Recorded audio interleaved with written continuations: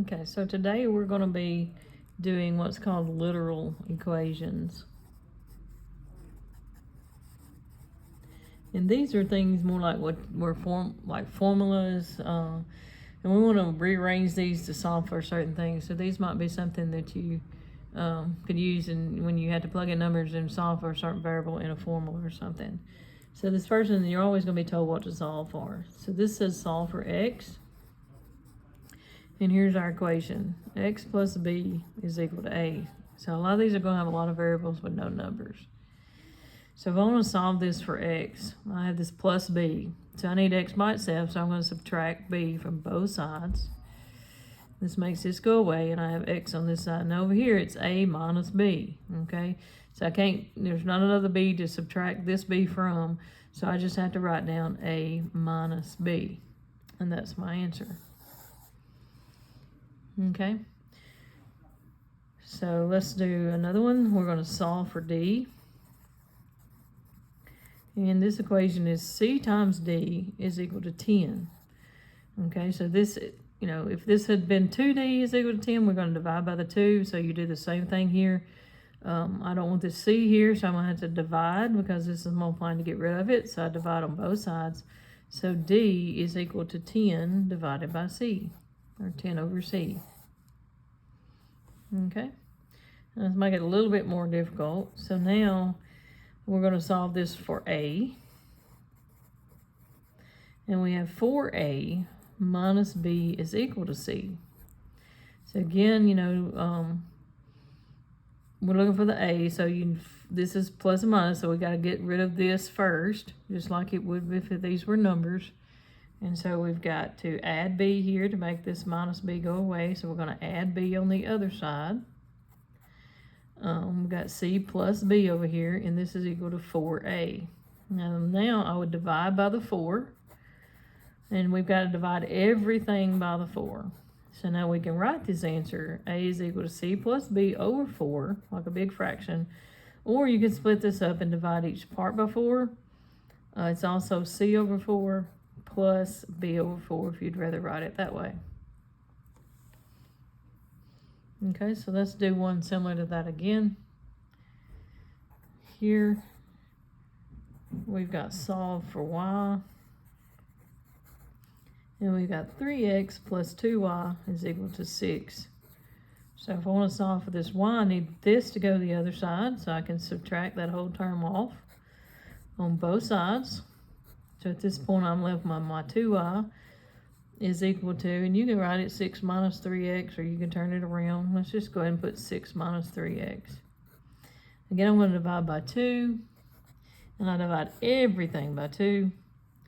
So y is equal to, and I could write it 6 minus 3x over 2, or I can simplify this a little bit by dividing each part by 2. So let's write it that way. And so this actually becomes a 3. 6 divided by 2 is 3. And then we just leave this 3 over 2 times x. And so that's my y. Okay. Let's do one a little bit different. So now I've got, we're going to solve this one for y.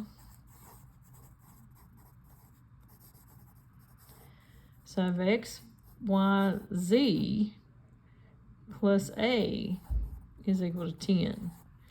Okay, again, I want y, so it's here, so I'm going to look, I'm adding, so I need to first add or subtract, so I'm going to subtract this a from both sides. At that point, I have x, y, z is equal to 10 minus a.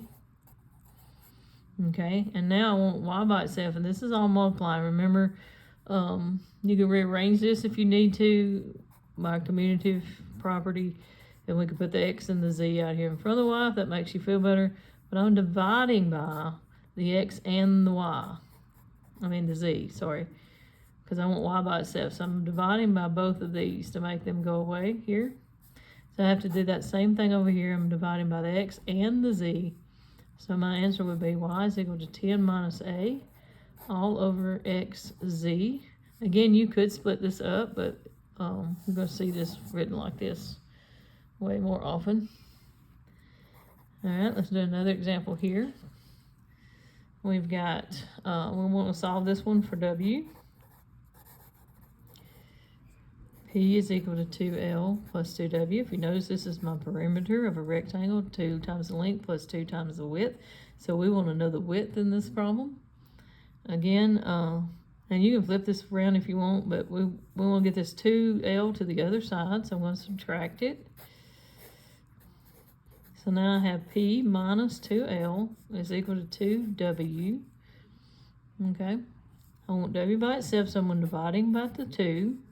Everything divided by 2.